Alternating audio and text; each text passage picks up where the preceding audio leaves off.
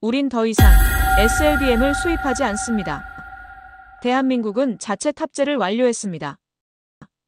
여기는 UAE 아부다비 제17차 글로벌 해양안보전략 포럼 현장.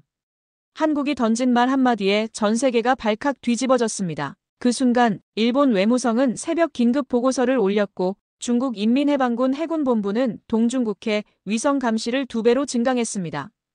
언론은 조용했지만 전략지도 위에선 전쟁 없는 전쟁이 시작됐습니다. 세계 최초 핵 보유 없이 SLBM 실전 배치에 성공한 국가. 그 주인공이 대한민국이라는 건 중국과 일본의 모든 군사 시뮬레이션을 무력화시켰습니다. 그런데 아무도 몰랐습니다. 이 조용한 반격의 서막 뒤엔 단 한 명의 여성이 있었습니다. 미국 국방부 출신 전략가 조안 밀러. 그녀는 3년 전부터 한국의 잠수함 전략을 비공식 추적하고 있었습니다. 왜 중국은 지금 한국의 조선소를 도청하고 있을까? 왜 일본은 한국의 SLBM 기술을 군사적 불확실성이라 명명했을까? 그 답은 단 하나. 한국은 그들의 예상 범위를 벗어났기 때문입니다. 지금부터 그 누구도 상상하지 못했던 아시아 바다의 판도 변화. 지금부터 그 숨겨진 진실을 하나씩 밝혀보겠습니다. 그 전에 대한민국을 자랑스럽게 생각하신다면 좋아요와 구독 한 번씩 부탁드립니다. 그럼 시작하겠습니다. 안녕하세요. 저는 조안 밀러라고 합니다. 미국 국방부에서 30년간 핵전략을 다뤄온 사람이죠. 그런 제가 그날 회의실에서 들은 말에 정말 충격을 받았어요. 디젤 잠수함에서 탄도미사일이 발사됐다고요? 저도 모르게 목소리가 커졌습니다. 회의실 안장군들이 모두 저를 쳐다봤죠. 하지만 저는 신경 쓸 여유가 없었어요. 한국이 해냈다는 거잖아요. 세계 최초로 디젤 잠수함에서 잠수함 발사. 탄도미사일 발사에 성공했다니. 이건 정말 말이 안 되는 일이었습니다. 도산 안창호함이라고 합니다. 브리핑 장교가 말했어요. KSS-3 잠수함에서 현무사살을 성공적으로 발사했다고 보고됐습니다. 저는 가슴이 쿵쾅거리는 걸 느꼈어요.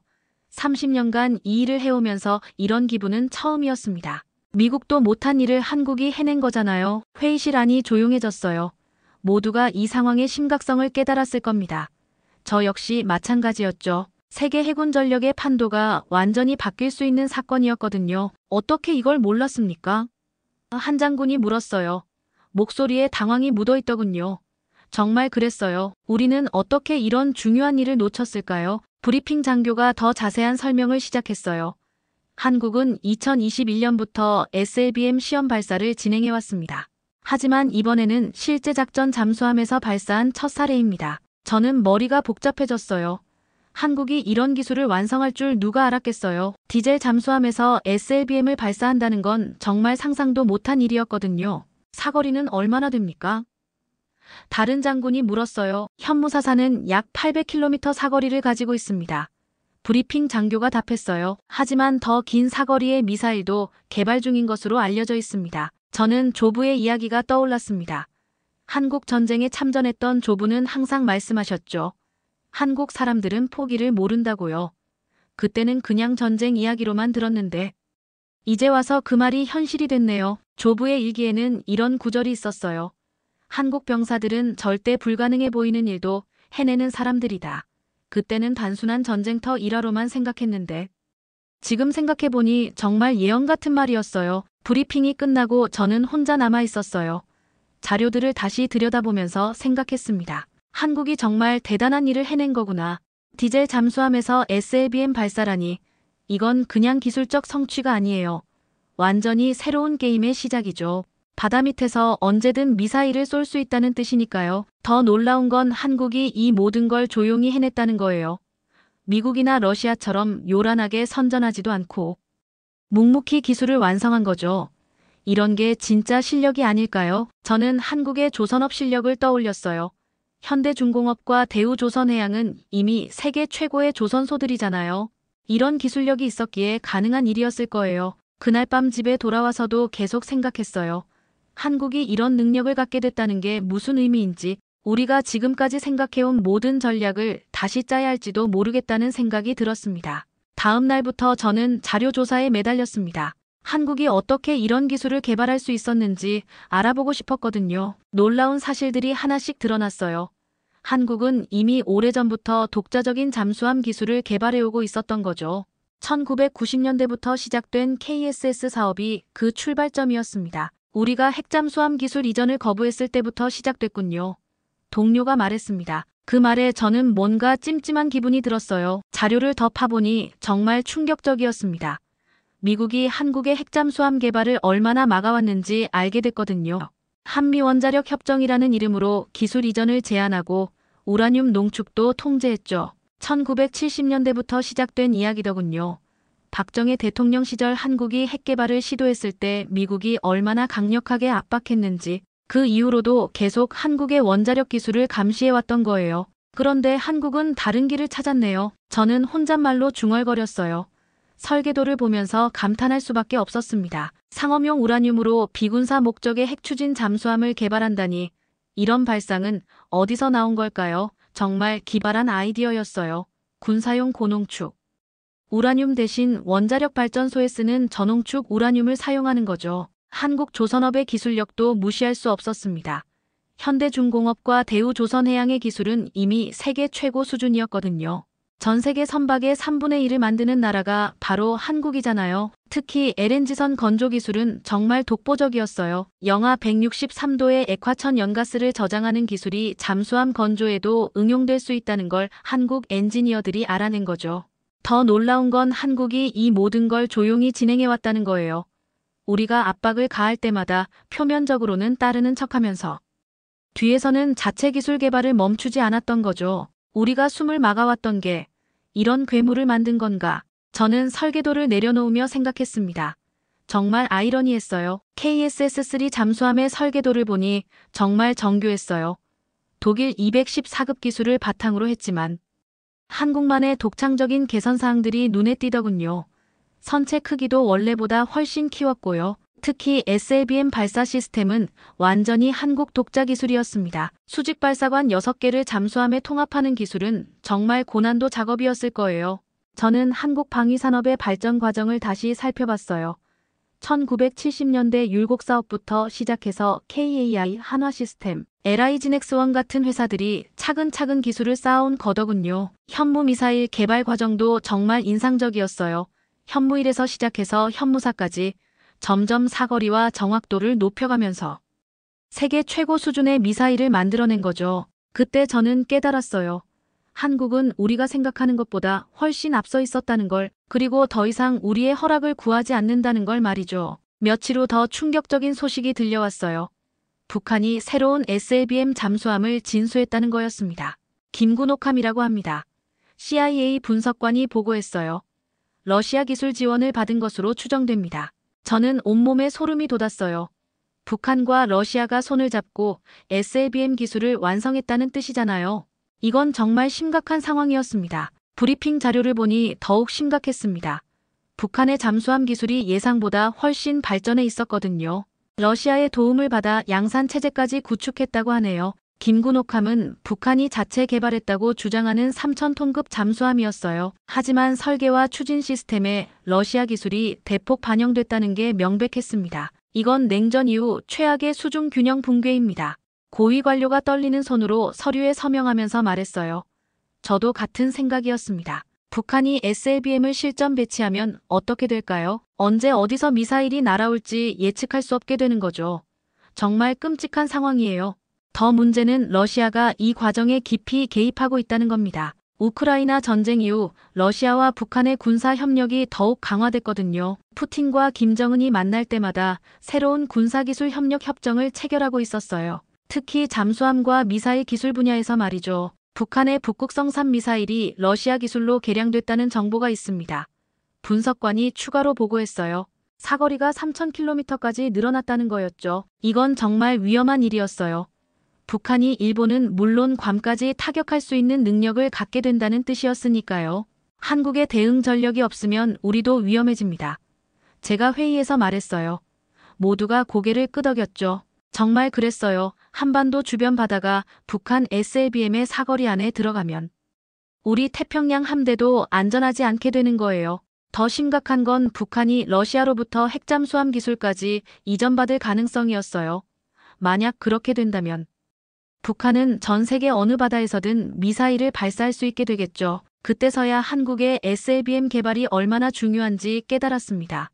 단순히 한국만의 문제가 아니라 우리 안보와도 직결된 문제였던 거죠. 저는 밤늦게까지 자료를 분석했어요.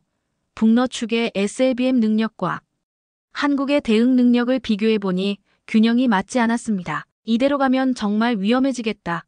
저는 중얼거렸어요. 뭔가 대책이 필요했습니다. 그런데 한국이 도산 안창호함으로 SLBM 발사에 성공했다는 소식을 들으니 조금 안심이 됐어요. 적어도 균형추 역할은 할 수 있을 것 같았거든요. 하지만 여전히 부족했습니다. 북한과 러시아가 계속 기술을 발전시키고 있는데 한국 혼자서는 한계가 있을 거예요. 미국의 적극적인 지원이 필요한 상황이었죠. 저는 결국 직접 한국에 가보기로 했습니다. 서울에서 열리는 방산 세미나에 참석하게 됐거든요. 한남동의 한 호텔에서 열린 세미나였어요. 한국의 젊은 해군 장교들을 만날 수 있다는 기대감이 있었습니다. 인천공항에 도착했을 때부터 느낌이 달랐어요. 공항 자체가 정말 현대적이고 효율적이더군요. 한국의 기술력을 엿볼 수 있는 첫인상이었습니다. 서울로 가는 길에 본 풍경들도 인상적이었어요. 한강을 건널 때 보이는 도시 스카이라인이 정말 멋있더군요. 이런 나라에서 첨단 기술이 나오는 게 당연한 것 같았어요. 세미나장에 들어서니 생각보다 많은 사람들이 있더군요. 특히 젊은 장교들의 열정적인 모습이 인상적이었어요. 눈빛부터가 달랐습니다. 한국 해군의 차세대 전력에 대한 비전이라는 주제로 발표가 시작됐어요. 발표자는 해군 대령이었는데 정말 자신감 넘치는 모습이었습니다. 우리는 더 이상 누구의 그늘에 숨지 않습니다. 그분이 말할 때 회장 분위기가 확 달라지는 걸 느꼈어요. 발표 내용도 정말 놀라웠어요.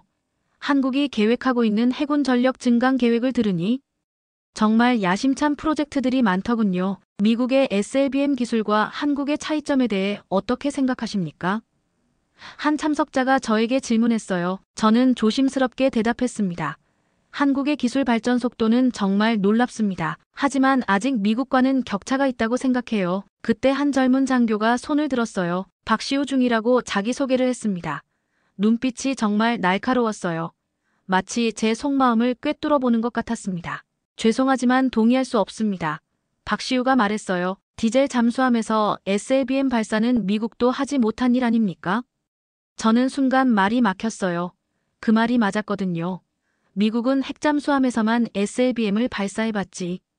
디젤 잠수함에서는 성공한 적이 없었으니까요. 그건 기술적 차이일 뿐입니다. 제가 변명하듯 말했어요. 하지만 스스로도 설득력이 없다는 걸 알았습니다. 박시우는 멈추지 않았습니다. 미국의 허락이 없어서 못하는 게 아닙니다. 안 하는 겁니다. 정말 당당한 목소리였어요. 회장이 조용해졌어요. 모든 사람들이 우리의 대화에 집중하고 있었습니다. 저는 얼굴이 달아오르는 걸 느꼈어요. 한국은 이제 누구의 허락도 구하지 않습니다. 박시우가 단호하게 말했어요. 우리에게는 자주 국방의 의지가 있거든요. 저는 그 순간 정말 충격을 받았습니다. 이런 당당한 젊은 장교를 만날 줄 몰랐거든요. 마치 제 조부가 말했던 한국 사람들의 의지를 직접 보는 것 같았어요. 세미나가 끝나고 박시우와 개별적으로 이야기할 기회가 있었어요. 정말 인상 깊었습니다. 제가 말했죠. 저희 세대는 다릅니다. 박시우가 웃으며 말했어요. 더 이상 누구에게도 기대지 않고 우리 힘으로 나라를 지키려고 해요. 그날 저는 한국의 젊은 세대가 얼마나 달라졌는지 깨달았습니다. 자주 국방에 대한 DNA가 완전히 각성돼 있더군요. 며칠 후 정말 놀라운 소식을 들었어요. 도산 안창호함이 실제 작전에 투입됐다는 거였습니다. 북한의 SLBM 잠수함을 추적하는 임무였어요. 이건 정말 실전이나 다름없는 상황이었죠. 바다 밑에서 벌어지는 보이지 않는 전쟁이었습니다. 심해에서 벌어지는 추격전이었습니다. 한국 해군 관계자가 브리핑했어요. 저는 숨을 죽이고 들었습니다. 도산 안창호함의 소나 시스템이 북한 잠수함을 탐지했다고 하더군요. 수심 200m 아래에서 벌어진 일이었어요. 완전한 암흑 속에서 서로의 존재만 감지하는 상황이었죠. 여기 있다. 함장의 음성이 들려왔다고 해요. 우리는 이미 옆에 있었다. 정말 소름 끼치는 상황이었어요. 두 잠수함이 바다 밑에서 서로를 의식하며 조용한 신경전을 벌이고 있었던 거죠. 한치의 실수도 용납되지 않는 극한의 긴장감이었을 거예요. 더 놀라운 건 도산 안창호함이 북한 잠수함을 완전히 따돌렸다는 겁니다. 스텔스 성능과 기동성에서 압도적 우위를 보였다고 하네요. 한국 해군의 브리핑에 따르면 도산 안창호함의 소나 시스템이 북한 잠수함보다 훨씬 정교했다고 해요. 상대방을 먼저 발견하고 추적할 수 있었던 거죠. 미국이나 프랑스도 실패한 SLBM 실전 추적을 한국이 해냈습니다. 분석관이 보고했어요. 저는 정말 믿기지 않았어요. 이건 단순한 추적이 아니었어요. 킬체인 3단계 중 수중 선제 타격 능력을 실증한 거였죠. 즉 필요하면 언제든 북한 잠수함을 무력화할 수 있다는 뜻이었습니다. 더 자세한 내용을 들어보니 정말 치밀한 작전이었어요. 도산 안창호함이 북한 잠수함의 항로를 예측하고 미리 대기하고 있었던 거죠. 북한 잠수함이 나타나자 도산 안창호함은 조용히 뒤를 따랐다고 해요. 발각되지 않으면서도 완벽하게 추적한 거죠. 이런 수준의 기술과 전술은 하루아침에 습득되는 게 아니에요. 저는 그 순간 한국 해군의 진짜 실력을 알게 됐어요. 이론적인 기술력이 아니라 실전에서 통하는 진짜 능력을 가지고 있었던 거죠. 조용한 전쟁이 시작됐네요. 제가 혼잣말로 중얼거렸어요. 바다 밑에서는 이미 새로운 냉전이 시작된 것 같았습니다. 도산 안창호함의 승무원들은 정말 대단했어요. 극한의 긴장감 속에서도 완벽하게 임무를 수행했다니 이런 수준의 훈련은 하루아침에 이루어지는 게 아니거든요. 한국 해군이 이렇게 준비되어 있다는 사실이 저에게는 큰 충격이었습니다. 우리가 생각하는 것보다 훨씬 앞서 있었던 거예요. 그날 밤 저는 오랫동안 잠들지 못했어요. 바다 밑에서 벌어진 그 조용한 대결이 계속 머릿속에 맴돌았거든요. 정말 영화 같은 일이 현실에서 벌어진 거였어요. 그런데 며칠 후 정말 충격적인 사실을 알게 됐어요. 우연히 상사의 노트북에서 발견한 문서 때문이었습니다. 그날은 평범한 하루였어요. 상사가 급히 회의에 나가면서 노트북을 켜둔 채로 두고 간 거죠. 저는 업무 자료를 찾다가 우연히 그 파일을 발견했습니다. K-서브 프로그램 억제안이라는 제목의 파일이었어요. 클릭해서 열어보니 정말 믿을 수 없는 내용들이 있더군요. 한국의 핵잠수함 기술을 체계적으로 통제하려는 계획이 상세히 적혀 있었어요. 우라늄 공급 제한부터 기술 이전 차단까지 모든 방법이 동원돼 있었습니다. 저는 그 자리에서 얼어붙었어요. 우리가 동맹국이라고 부르는 한국을 이렇게 철저히 감시하고 통제해왔다니 정말 충격적이었거든요. 문서를 더 읽어보니 더욱 경악스러웠습니다.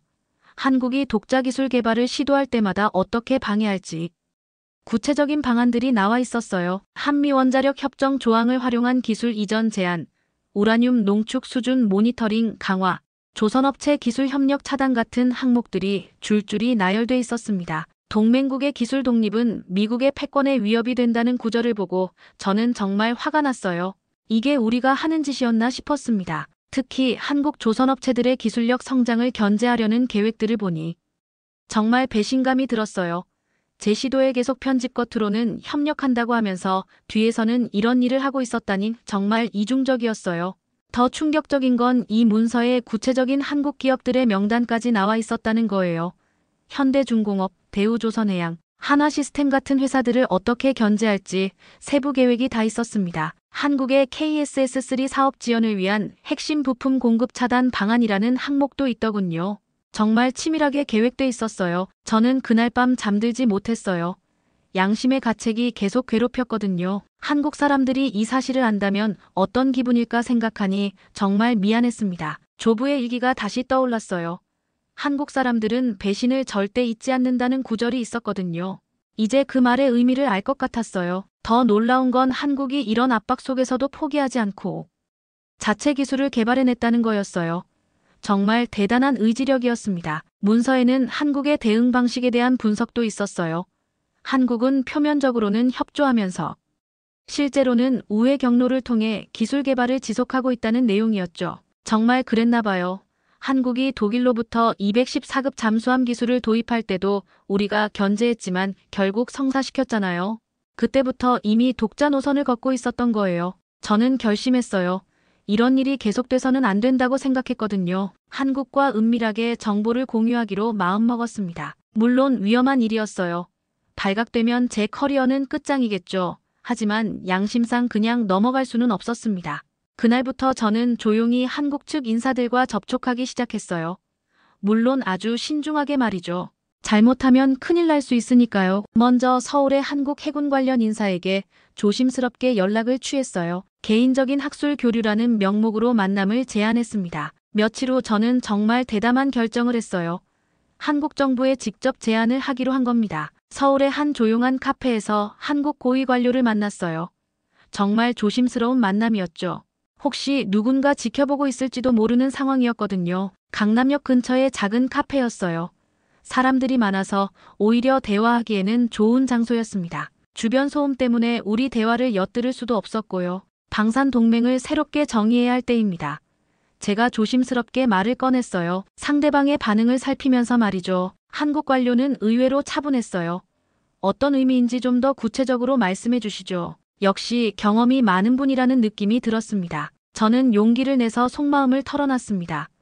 이제 우리도 한국에 올라탈 차례입니다. 그 말에 상대방의 눈빛이 변했어요. 제가 진심이라는 걸 알아차린 것 같았습니다.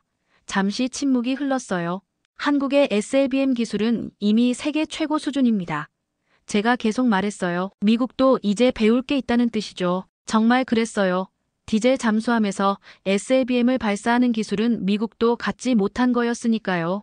이건 한국이 먼저 개척한 새로운 영역이었습니다. 기술 협력의 방향을 바꿔야 합니다. 저는 더욱 구체적으로 제안했어요. 일방적인 지원이 아니라 상호 협력으로 말이죠. 한국 관료가 웃으며 말했어요.